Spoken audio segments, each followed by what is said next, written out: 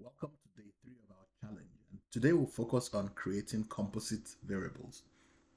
As the name implies, a composite variable is made up of two or more variables together. It's like two individuals coming together to give birth to a child. And so we'll be looking at two contexts under which we create composite variables. The first is scenarios without skip patterns, and the second is scenarios with a skip patterns, where we have a gaping hole and have to fix that hole first. So let's first of all go to scenario number 1. Case study is creating a variable for any disability that is created from 6 variables. And for context, when we look at surveillance reports like this, generally we want to measure disparities in the population. So when we look at prevalence of tobacco use, we typically want to capture it by things like disability. So if you look at the tables here, you'll see prevalence of tobacco use analyzed by individuals with or without disability. And as you can see from this footnote here, the measure of disability is calculated from several variables put together. For example, here the footnote says that disability was defined based on self-reported presence of several limitations: vision, hearing, mobility, so on and so forth. So we use a total of 6 variables to construct this simple indicator that you see here as yes or no. So let's see how we create that. Let's go over to the Chisquares platform. I'll go to our challenge. Let's wait for the data to load up.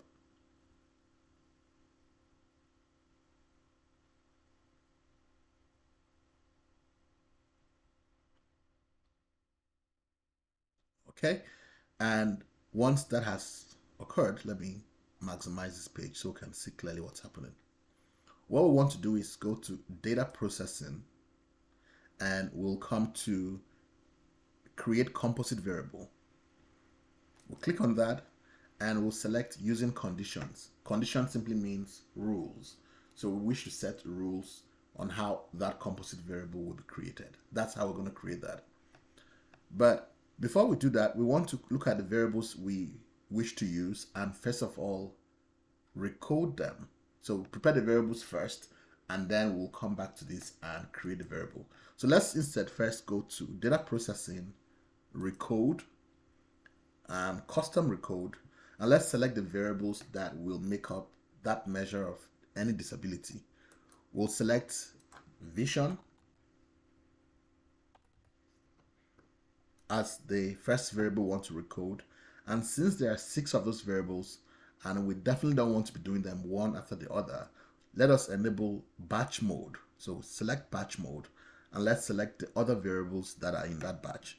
So we also have disabilities in hearing, which is this one here. We have disabilities in walking or taking the stairs. We have disabilities in communication.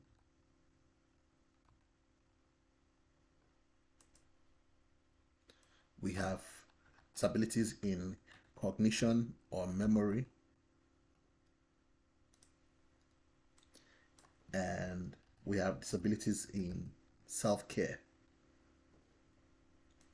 All right, so we have our 6 variables here. I want to record them such that these 2 to go together, and then the others, which are responses of 3 or 4, are together. 7 and 9 are to be set to missing. So we select those 2 and we want to mark as missing. So 2 or 1, that corresponds to the absence of that disability. So we're going to edit that label and assign a code of 0 for none. And then 3 or 4 represents the presence of that disability. So we'll assign the value of 1. Take note that in the homework, you have been asked to classify 2, 3, and 4 into one category. So be mindful of that. So we are just going to allow the names to be as they are, and we'll proceed.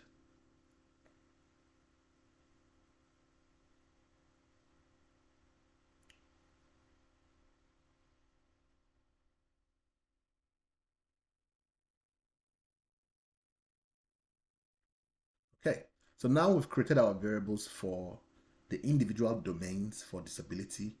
We have the 6 variables all here, and as you can see, they're all binary variables coded as 0 or 1. Now let's go to now create a composite variable that indicates whether an individual has disability in at least one of those 6 domains. Go to data processing, and now we'll come to create composite variable using conditions.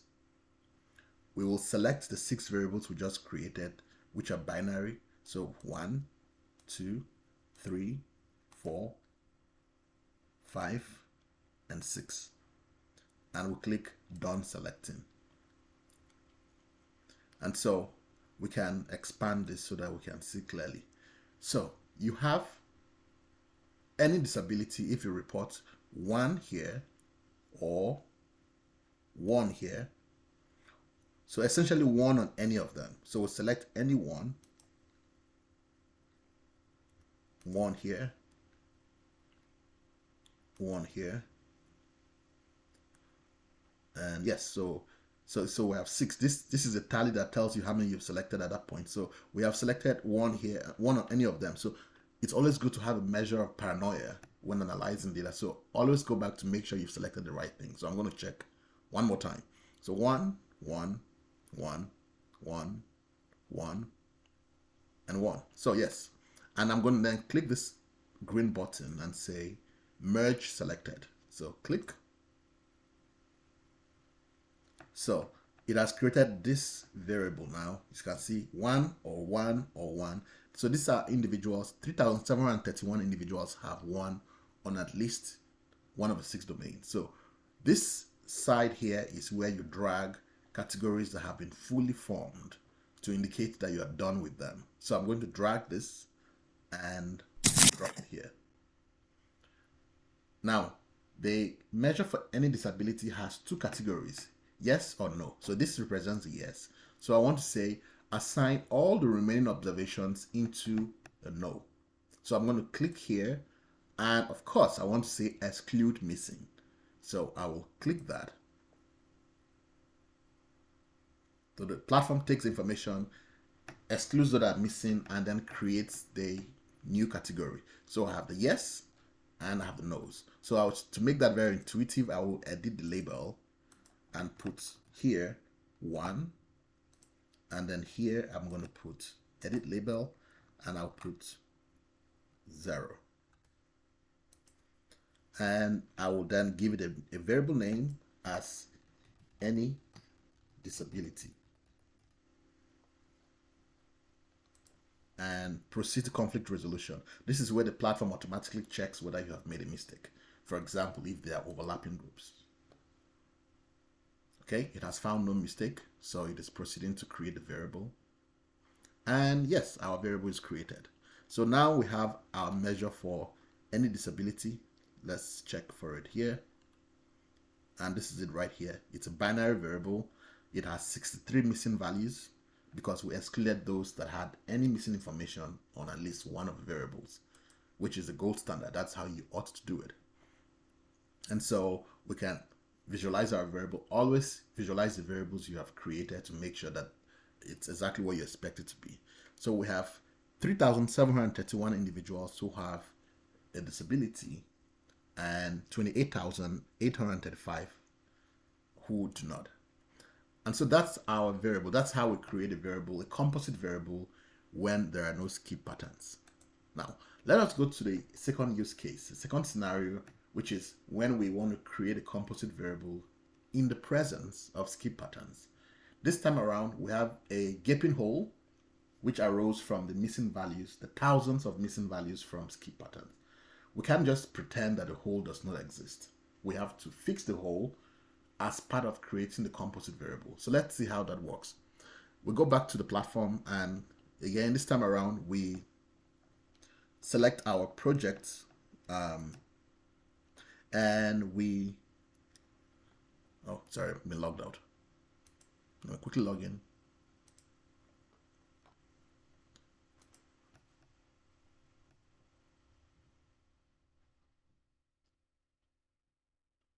Oh, sorry, I was on a completely different browser already.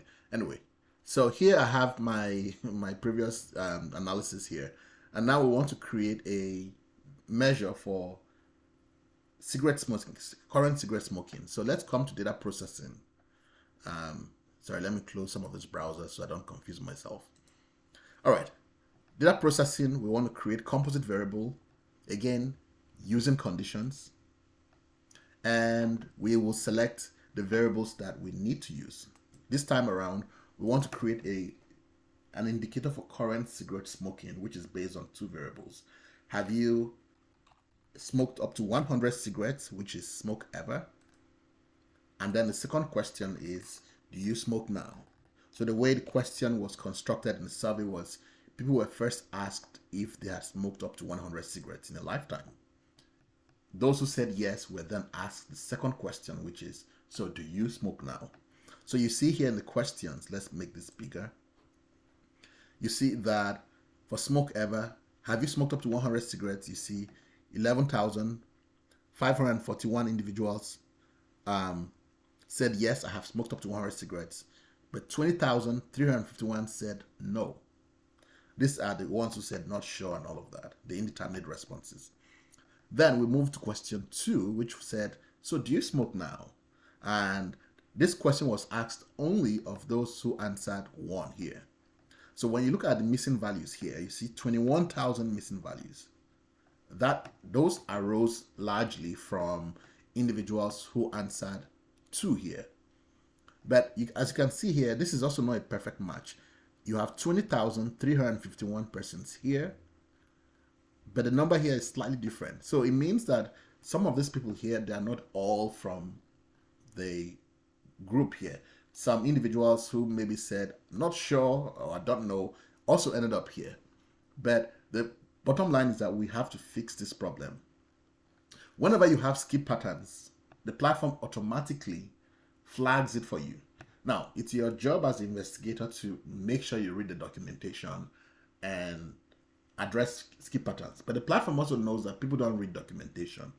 So we have an algorithm in place that automatically detects things that appear like a skip pattern and flags it for you, such that all you need to do is to say, click here to address that hole. So when you click here, the platform automatically takes that category that had a lot of missing values and it treats them as legitimate responses. So this is very important. So it's like taking that hole and filling up that hole so that it's no longer a hole, right? So that's the first thing the platform does.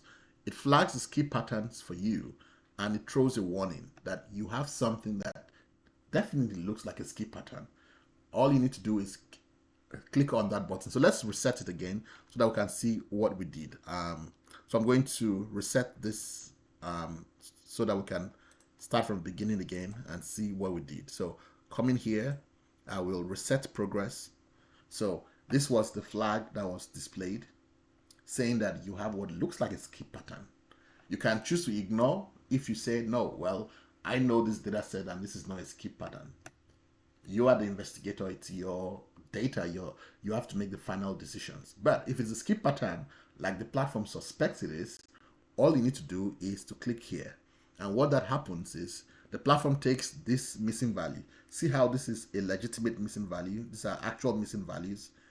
And it transforms them so that no longer missing values, they become valid observations. So when we click here, it does all of that automatically for us. So we don't have to worry anymore. Now we can go ahead with creating our composite variable. Now, in our composite variable, individuals are said to be smokers if they have smoked up to 100 cigarettes, that is, if they answered 1 here, and they smoke every day or some days. So if you smoke every day or some days, you are a current smoker. So 2 or 1. We don't need to do any further combination with this one because you can only have answered this once if you had answered the previous one. So by combining 2 or 1 here, this becomes the individuals who answer, yes, I am a smoker. So we're going to drag them to the side.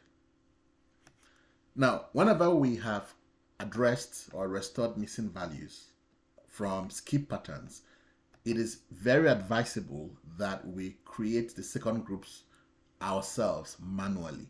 We don't want to just say assign the remaining observations into a separate category. We don't want to do that because the restored group includes those who had a skip pattern plus those that came from many other sources. So we're going to create the second category ourselves manually. We will not use this feature here. So non-smokers are individuals who reported that they have not smoked up to 100 cigarettes, which is 2, or those who answered 3 here. 3 means I do not smoke now, even though I have smoked up to 100 cigarettes. So it's either you answered 2, I have not smoked up to 100 cigarettes, or you answered 3, which is, yes, I have smoked up to 100 cigarettes, but I don't smoke now. So what we're going to do is we will drag this into this. When you want to combine groups across variables, this is the first variable, this is the second variable. If you want to combine variables or categories across groups, all you need to do is just drag from this side to the other. And once you drop, the platform will ask you what is the relationship between those two groups. In this case, we want or. So in other words, you answered 3 here, or you answered 2 here. So we're going to select the or relationship. And so this is the 3 or 2 group, and we're going to drag it to the side. And so now we have individuals who answered 3 or 2, that is our non-smokers. So we edit the label and we will put here as 0, they are non-smokers, and these are the smokers. Edit label. Ideally, you want to edit the label in real time so that you don't get confused. And that's the final step. All these other individuals who are left on this side will be assigned as missing. Now remember that some of these individuals are already accounted for here, right? So when we click on the next step, which is to resolve any potential conflicts, the platform will extract responses from those ones here, and any ones that have indeterminate responses that are not here nor here will be set to missing. So let's give it a name, current cigarette, and we'll proceed to conflict resolution. The platform checks if there are conflicts. It has detected no conflicts, and we have created our variable here, which is current cigarette smoking, and this is it here. There are 753 missing values, and when we can visualize it, we can see how that variable is structured. All right, so that's how you create composite variables on the Chisquares platform with and without skip patterns. Looking forward to receiving your submissions. Thank you.